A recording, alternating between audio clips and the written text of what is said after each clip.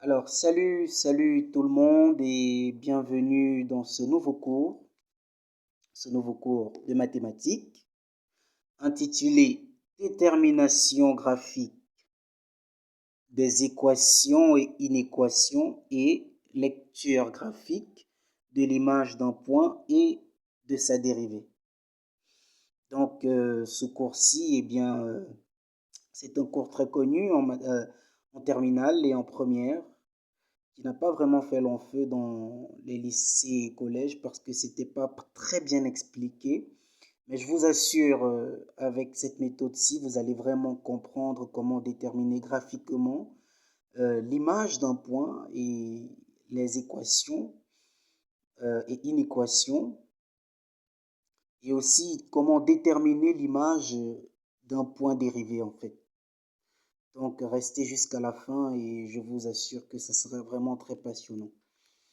Donc, pour véritablement comprendre en fait cette leçon, j'ai préparé une activité que vous voyez là. Activité. Soit la fonction f de x de représentation graphique CF dans un repère orthonormé OIJ est compris dans l'intervalle -4, 4. Donc, -4, 4, là, c'est le domaine de définition de notre fonction.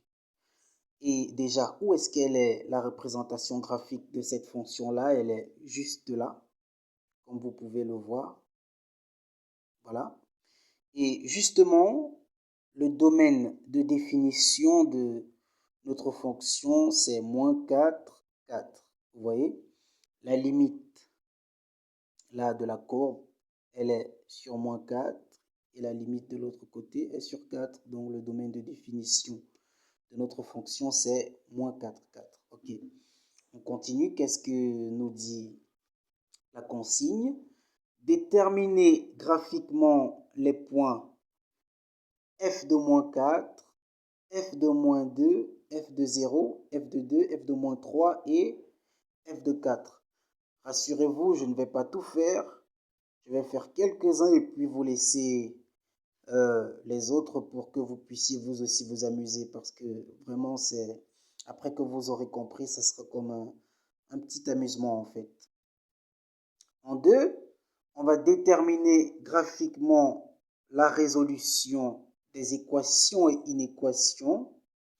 F de x égale 7, f de x égale 0, f de x égale -5, f de x supérieur égale à 0, f de x inférieur égale à -5, f de x strictement supérieur à -5 et f de x strictement inférieur à 0. Voyez?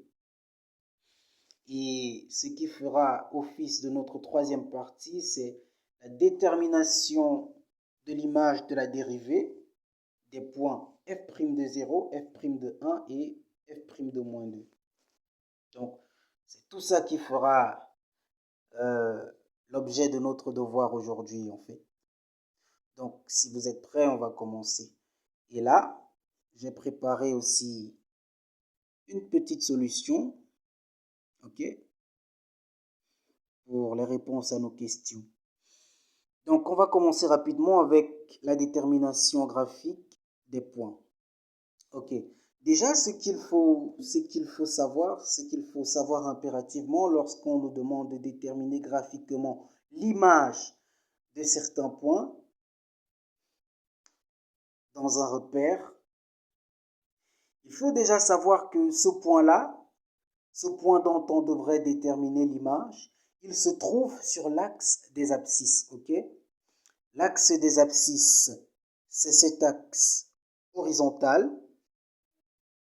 Et pour déterminer l'image d'un point, eh bien, ce point-là, il doit d'abord apparaître sur l'axe des abscisses. C'est aussi simple que ça. Donc, f de -4, on doit déterminer l'image de -4. -4, on va le chercher sur l'axe des abscisses. Il est où, -4? Il est là. Vous voyez? Il est là, -4. Et comment est-ce que je fais pour déterminer son image? Eh bien, je vais tracer une droite qui passe par -4, n'est-ce pas? et qui soit perpendiculaire à l'axe des abscisses. Ok? Vraiment, cet axe qui passe par moins 4 doit couper l'axe des abscisses en deux. Ok? Si vous voulez, je peux commencer là. Je trace une droite qui doit passer par moins 4. Et vous savez, l'objectif en fait est de toucher la courbe en un point. Ok? Attention là, quand je monte, je touche la courbe au sommet, toujours en passant par moins 4. Retenez, quand je trace une droite qui passe par moins 4 et que j'arrive au sommet, eh bien je touche le sommet. Puisque je suis arrivé au sommet, j'essaye de projeter moins 4 sur l'axe des ordonnées, qui est Y que vous voyez là. Quand je projette, eh bien je me rends compte que j'arrive à 7. Donc, très simplement, l'image de moins 4 par rapport à F est 7. Ok? Donc, on va l'écrire rapidement. Hein? F de moins 4 égale 7. On va continuer avec F de moins 2. N'est-ce pas? F de moins 2, on va chercher moins 2 sur l'axe des abscisses comme précédemment. Il est où moins 2? Moins 2, il est juste là. Moins 2, on va essayer de tracer une droite qui passe par moins 2 et qui coupe l'axe des abscisses en deux. Vous voyez? Hop, j'arrive ici. D'accord? Si vous voulez, je peux commencer par le bas, hein, ça revient toujours au même. Quand je trace, j'arrive toujours à ce point-ci, en passant par moins 2. D'accord? Et lorsqu'on trace, on se rend compte que la droite qu'on a tracée, eh bien, elle touche la courbe en ce point. D'accord? Elle touche la courbe en ce point. Et puisqu'elle touche la courbe en ce point, j'essaye de projeter pour voir ce que ça nous donne sur l'axe des ordonnées. Eh bien, ça nous donne moins 5. D'accord? Donc, très simplement, f de moins 2 égale moins 5. Ok? Allons-y avec f de 0. F de 0, 0 sur l'axe des abscisses. Eh bien, 0, il est là. 0 ne change pas en fait. Il a toujours la même position. Donc 0, il est au milieu. En fait, il est au centre du repère. Et puisque 0 est au centre du repère, je dois regarder ce qui se passe sur l'axe des ordonnées et je dois vérifier si la courbe touche l'axe des ordonnées en un point. Vérifions. Là, voici l'axe des ordonnées. Est-ce que la courbe touche l'axe des ordonnées quelque part? Attention, la courbe touche l'axe des ordonnées ici. Et c'est quel point? On va voir moins 1, moins 2, moins 3, moins 4, moins 5, moins 6, moins 7, moins 8, moins 9.